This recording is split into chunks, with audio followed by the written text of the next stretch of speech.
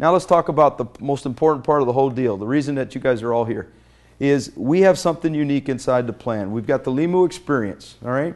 The 3 for 3, 3 for free. What that means is it's a way to bring people in, take away the recruiting piece, get their product for free, 3 for free, and take away kind of that stigma of the industry, the reputation of the industry.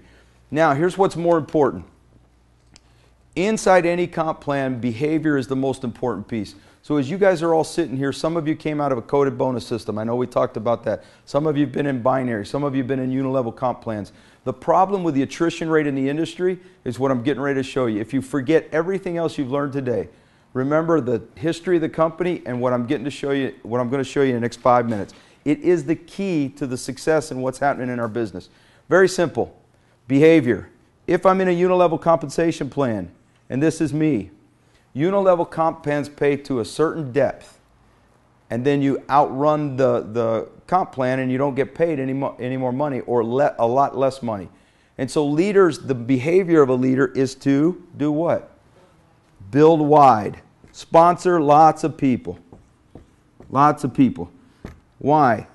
Because the motivation of the builder is I want to make money, so if I'm going to run out of my comp plan, I'm going to keep everybody up close to me. Here's the negative side of that. As a leader, and you guys are all leaders, how many people can you actually really, really work with and help build a business? Yeah, 2, 3, 4, 5, maybe 3 to 4. So if those 4 people you're working with and you're helping them build their business, what happens to all these other people? They get left behind. They're on an island. That's the attrition rate. If they are not very good at doing this, the likelihood of them surviving 90 days, 120 days goes down. And so that's that one. Binary, you all know it. Very simple. Next available position, next available position, next available position. Everybody talks about a binary. It's like a handicap in my opinion. Okay? Because if I recruit people out of binary systems and they're like, well, I've got 80 million people in my business. Really, you do? 80 million people. That's a pretty big number. Then that's just a joke, guys, by the way. 80 million people in that thing. I said, okay, so how much did you get paid? Well, I got paid $7. Well, here's why. Because in a binary model, what they're talking about, everybody likes binaries because here's how they pitch binaries. You get in on the power leg, we'll build that leg for you. All you have to do is build one leg. All right? Well, how many people here do we know can go out and really build one leg? So here's what happens. You get 8,000 in volume on this leg.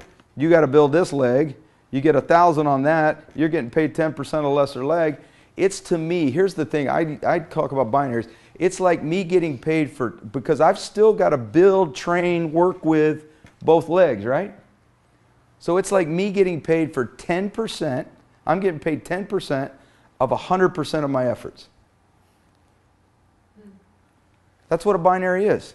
I got to put 100% of my time into this whole deal, but I'm only getting paid 10% of the lesser leg. Lesser leg is this leg, so now I'm getting paid 10% for 100% of my time. It's a total, it's almost like welfare, right? It just creates this dependency mindset that somebody else is going to do something for me. All I got to do is one. Guys, it doesn't work. And so the behavior there is the same as in a binary. People get put on islands. Coded bonus system. Some of you talk about coded bonus system. The cool thing about a coded bonus system, you can make a lot of money fast. Problem is behavior. Coded bonus system. All right? Doesn't matter what code you're in. X, Y, Z, D, E, doesn't matter. If you're out here in a coded bonus system, here's the mindset. You own the codes. Therefore, when you go out, you have a choice. I'm going to go help Joe build his business. I'm going to get paid a portion of the available money in a coded system. Or I'm going to go get a brand new person and I'm going to get paid the whole code. What's the motivation of the builder? Get a new people. What happens to all the people behind them? Stuck on an island. They're gone. So if you're going to create the next generation of companies and you've already created the way in which you can introduce it, now you got to create the behavior of the builders that does what, guys? Remember, we want to get them in, get them on the product, get them successful, and keep them in. So here's what we end up doing. In our comp plan, as we start building, we're going to build 3 teams. All right? You can argue with me till Dale's come in. If the mindset is, and you guys answered it, I can work with 3 or 4 people. I'm going to get started in this comp plan. I'm going to build 3 teams over time. Cool thing about the comp plan is there's no correlation here between sponsorship and placement. It is the key to the model you're getting ready to see. No correlation between sponsorship and placement. Why is that important? Any other system, most fast start money follows what? Sponsorship. Whoever sponsors gets paid the fast start money. So as a leader, if I'm recruiting and building and introducing a lot of people to the business, am I real anxious to give away somebody sponsorship? Because what am I giving away also? Fast start money. Okay? Remember, we're talking about psychology and behavior of leaders. So if there's no correlation between sponsorship and placement, all right, and we have this unique thing, you guys are going to hear, it's called waiting rooms, holding tanks, fish pools, whatever you want to call it. Right now, just bear with me. Waiting rooms. Cool deal. I'm only going to build 3 teams to get this thing launched and get momentum driving in my business, but I have a thing called waiting room. In most other companies, when you join, what happens? The minute you join, you get placed in the business. Nobody knows what you're going to do. Nobody knows how you're going to do it. Nobody knows what team works and all that stuff. In my business, if I sponsor you, for example, if I sponsor 6 people in the first week that I'm there, all right, they go into a waiting room. They do not get placed anywhere in the business. Now my job is to get them, what, started, right? So all of a sudden I'm going out and I'm helping this person do what? Grow their business. So here they are. When they start bringing people into the business, what do they create? A waiting room. So they sponsor 3 or 4 people. Waiting room. This person does the same thing. They have a waiting room. So now what I've done inside my first few days is I've created a waiting room with 6 people in it. Those 6 people all have waiting rooms and they are getting their business started. Volume is starting to come through. Everybody's getting paid on it. Everybody's promoting on it. Doesn't matter if you've been placed or not. Nothing changes. You are live in the business. Okay? You have 60 days in which you can place people in your business. We're going to do it in a little faster mindset. We're going to do it in 30 days as we build our business. Why is that important? Cool thing about it is Joe here got started and all of a sudden Joe's got 10,000 in volume. Mary got started and Mary has 15,000. 6,000, 20,000. What does that mean? It just means the people in their business are bringing in people. Cool thing about it. Inside this $10,000 business with Joe, let's say somebody has 3,000, somebody has 1,000, somebody has 5,000, 1,000 and 1,000, 8, 9, 10, 11. So now they have 11,000. See how that works? So all of a sudden they have 11,000 in volume. Here's the islands. In a traditional business, these would be the islands. Those are the individuals. This individual here has 1,000 in volume. And in 30 days, they may not be able to get anybody else. They may not be able to bring anybody else in. So I want to help them. I want to make sure that these people are having success inside this business. So here's what ends up happening. I look at this business. Joe has 11,000. He has 15,000, 6,000, 20,000, 9,000, 4,000. Let's just assume it works like that. I get the opportunity now to go out and place this business, but not place it based on volume. Place it based on how can I take the most people and run them to ranks and positions. Why do I want to do that? Keep them in the game. Keep them in the game. Think about that, guys. On her own, this little lady right here in this waiting room, she's one of these people way out here on the island that had 1,000 in volume. If nobody goes and helps her, she may or may not survive. Okay? But now if I've got a vehicle in which I can help her, this is where we go crazy powerful. So now all of a sudden I look at this waiting room. 4,000, 6,000, 15,000. Think about it. 20K gets you to a car. 100K gets you to, the status. Here's where the leverage of the waiting rooms go in. You can actually go out and place this business now so that you can place it in a way that runs maximum volume up through your organization.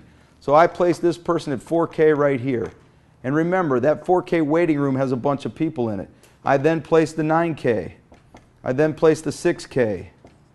I then place the 11K. 11K. I then place the 20K. And there's a lot of moving pieces to this, but I'm just doing it so you understand. Here's what just happened. 20K and 11 does what? 31. 31 and 6? 37. 37 and 9? 46. 46 and 4? 50K. Look at what just happened, guys. Just by the leverage of those waiting rooms. I took the person who may or may not survived over the course of the next 30, 60, 90 days in a typical traditional business. And I was able to put them in a position where cumulative volume goes up through there. They're now at 50K. How jacked up excited are they about the business? Right? Here's the other side of the coin, which from a mindset standpoint, you can kind of understand this a little bit too. This happens every 30 days. All those people in all those waiting rooms are now in these businesses benefiting from this. What I just did is I ran people to rank and promotions in this first 90 days. They're now car qualified, or probably car qualified. They're now getting a paycheck. They may or may not survive in a traditional model, but they are doing what now? They're rocking. They're fired up. So if now my behavior is I'm going to build 3 teams, we talked about that.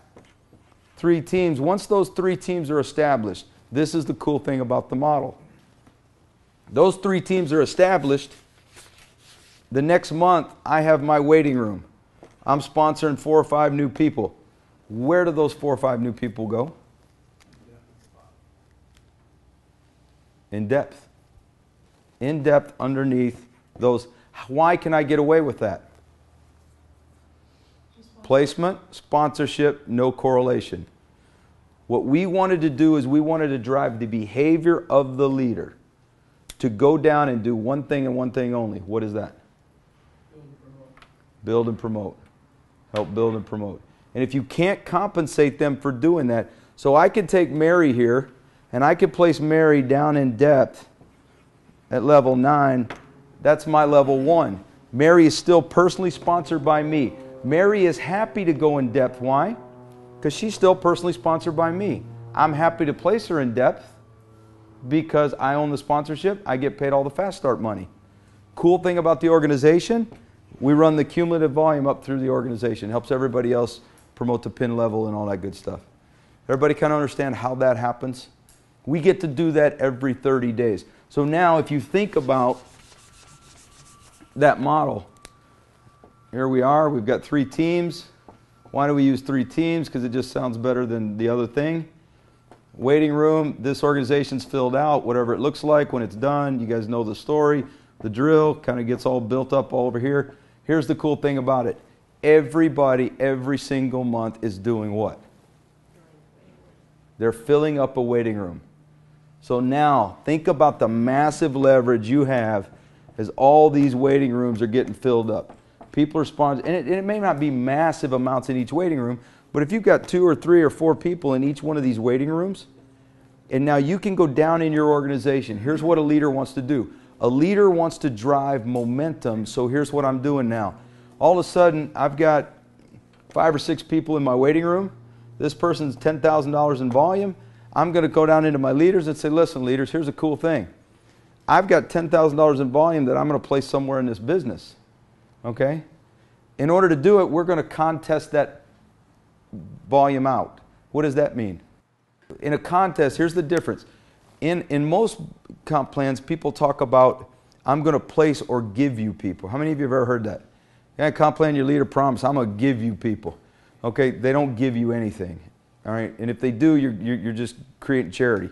So what we do is we contest it out. That's the only way that you can keep this part of the organization on a level playing field. Because if you weren't contesting, if you were placing, you would kill your organization. Why? Favoritism.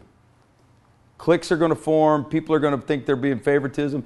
If they get connected with 2 leaders and those leaders are just placing in their business, then all of a sudden you got favoritism. Contesting does 2 things that are very important. One, it's fair. All right? If you don't participate in the contest, you don't win. All right? If you participate in the contest, you have the potential to win. So you are winning that business. The other side of the coin that makes a contest cool is it builds organic volume.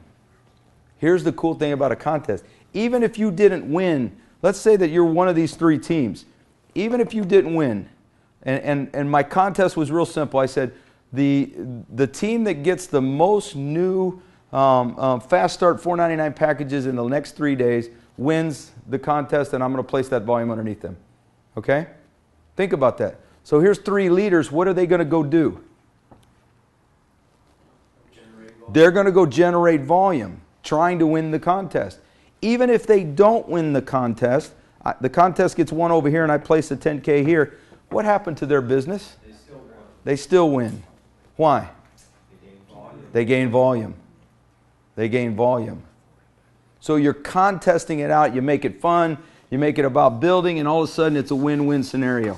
All right, so that's the cool thing about the contest. Now, you don't have to do the contest with three leaders. You can do the contest down in depth. I'll tell you a better contest you can run with most of your organizations. You got one person down here and they have one. They need two people, or they just got started. $499 in volume. You get to the end of the month. You want to add massive organic volume to your business? This person's sitting in your business somewhere, $499, they haven't sponsored anybody. You've got a waiting room with 3 or 4 people in it. You contact that person and say, listen, I want to get you paid. You got in, you like the product, I want to get you paid. If you can go find one person and get them started, I will place underneath you one other person.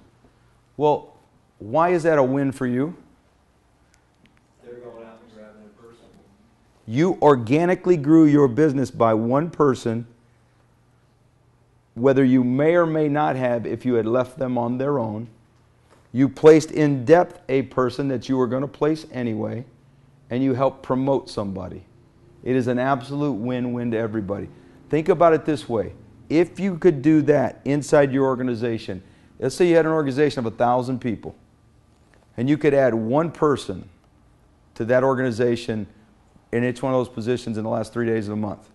What would that do to your business? Yeah. Think about that. If you had waiting rooms where you could go down and just take one person and say, if you can get one, I got one for you. You'll win the contest. All right? What did you do? $500 in volume times however many people you did it. And all they had to do was go get one. Anybody can get one. Why are they motivated to get one? Because if they get one, you're going to give them the other one. They're qualified now too. Get paid and move on. All right? That's the mindset and the key to the volume. At the end of the day, what drives the whole machine is this. If you're a leader, your motivation is to build where? In depth. If I can build in depth at no detriment to me, and I can help people run to rank and to promotions and to BMW qualifications, what have I done? Created a solid organization that's going to survive and hang around. What's your goal here? Residual income. Long-term residual income. Made up of thousands of people earning $1,000 to $1,500 a month. Why? Very simple, guys. Because now they're driving a company-sponsored BMW or company-paid-for BMW. They're getting their product for free, so there's no detriment to them. They're having fun. They're having success. They're having benefits from the product. Who quits any of those things? What we've created at Limu is an absolute total paradigm shift on the network marketing industry, and we've done it 3 ways. One, by the way in which we introduce people to the industry. It's called the Limu experience. Number 2, by overcoming the obstacles that most of you have run into in number 1, recruiting people and keeping people. And then number 3, by helping those new people and driving the behavior of leadership so that we can get everybody promoted, everybody moving, and everybody into that organization. So as you think about where you are today, as you think about the company that you're with and making a decision to come to Limu, you got a 7-year-old debt-free, profitable company with phenomenal products. I mean, this product alone, over 900 independent scientific studies. Okay? Great products, big tent kind of mindset, not just a one-trick pony, one opportunity pony. And then you've got a compensation plan that absolutely drives the behavior of leadership, not from that short-term mindset. It's from a long-term play.